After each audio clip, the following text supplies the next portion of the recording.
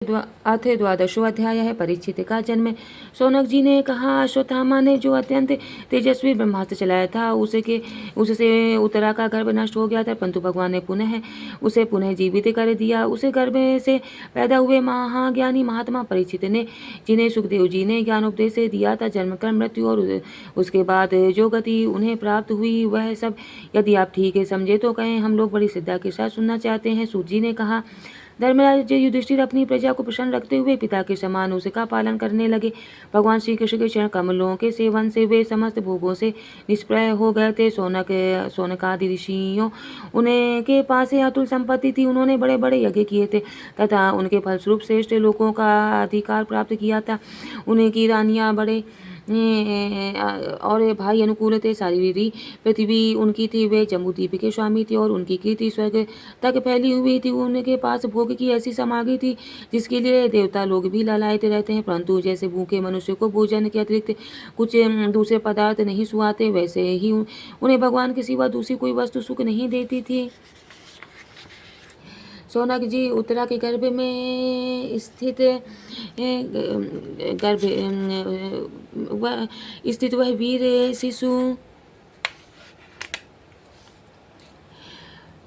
वह वीर शिशु परीक्षित जब अश्वत्थामा के ब्रह्मास्त्र के तेज से जलने लगा, तब उसने देखा कि उसकी आंखों के सामने एक ज्योतिमय पुरुष है। वह देखने में तो अंगूठे भर का है, परंतु उसका स्वरूप बहुत ही निर्मल है। अत्यंत सुंदर श्याम शरीर है, बिजली के समान चमकता हुआ पीताम्बर धारण किए हुए है, सिर पर सोने का मुकुट झिलमिला रहा है। वे निर्विकार पुरुष के बड़ी ही सुंदर लंबी लंबी चार भुजाएं हैं, कानों में तपाए हुए स्वर्ण के सुंदर कुंडल हैं, आंखों में लालिमा है, हाथों में लूके के समान जलती हुई गदा लेकर उसे बार बार घुमाता जा रहा है और स्वयं शिशु के चारों ओर घूम रहा है।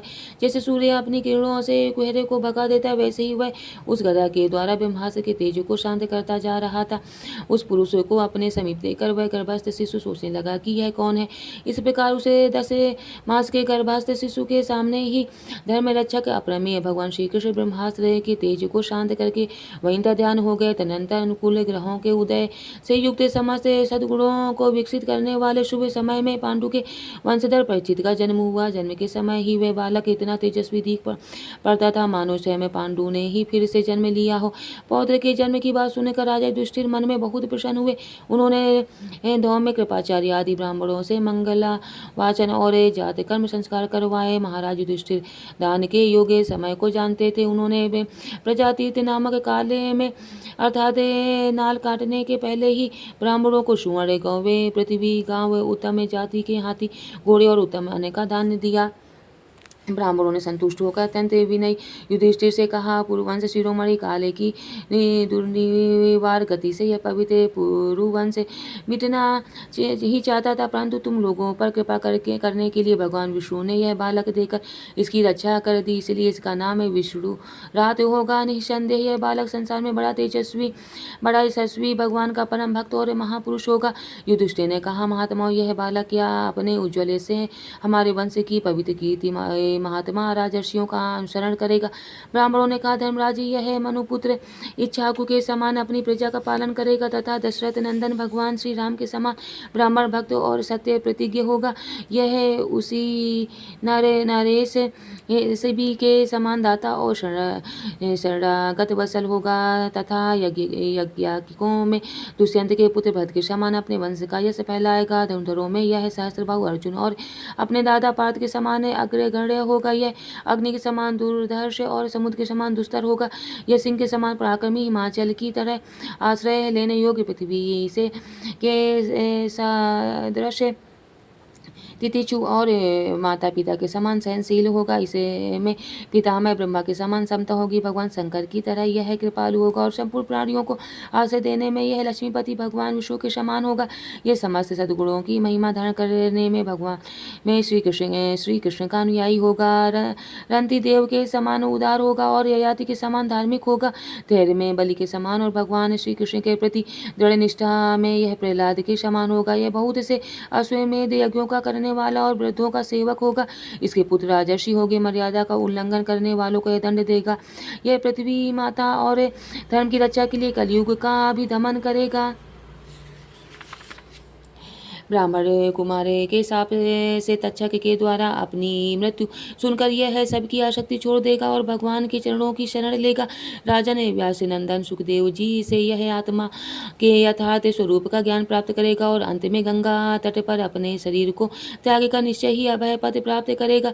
ज्योतिष शास्त्र के विशेषज्ञ ब्राह्मण राजा युधिष्ठिर को इस प्रकार बालक के जन्म लगने का फल बतलाकर और भेंट पूजा लेकर अपने अपने घर चले गए। वह यह बालक संसार में परीक्षित के नाम से प्रसिद्ध हुआ, क्योंकि वह समर्थ बालक गर्भ में जिस पुरुष का दर्शन पा चुका था उसका स्मरण करता हुआ लोगों में उसी की परीक्षा करता रहता था कि देखें इनमें से कौन सा वह है। और शुक्ल पक्ष में दिन प्रतिदिन चंद्रमा अपनी कलाओं से पूर्ण होता हुआ बढ़ता है, वैसे ही वह राजकुमार भी अपने गुरुजनों के लालन पालन से क्रम से अनुदित बढ़ता हुआ शीघ्र ही सयाना हो गया।